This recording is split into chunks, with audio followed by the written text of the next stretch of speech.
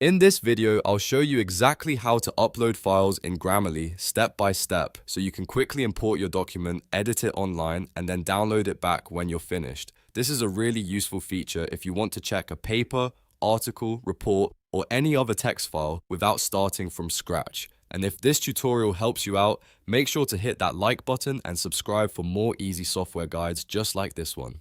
Alright, let's get into it. First, open your web browser and go to Grammarly at app.grammarly.com. Once the page loads, sign into your Grammarly account if you're not already logged in. After that, look for the Upload Text or PDF button. You'll usually find it right next to the New Document tile on the dashboard. This is the option you need to use when you want to bring an existing file into Grammarly instead of typing something new from scratch. Go ahead and click Upload Text or PDF. A file browser window will pop up on your screen, and from here you can browse through your folders to find a document you want to upload. Grammarly supports common document formats, so just choose the file that you want to work on.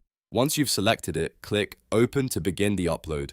Grammarly will then import the text from your file and open it in a new editing page automatically. This usually happens very quickly, and once the document is loaded, you can start reviewing spelling, grammar, clarity, tone, and any other suggestions Grammarly gives you.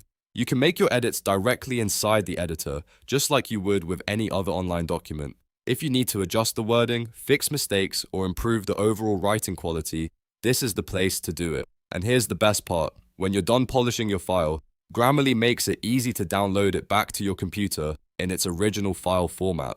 That means you don't have to worry about copying and pasting everything manually into another app. Just save your changes, download the file, and you're finished.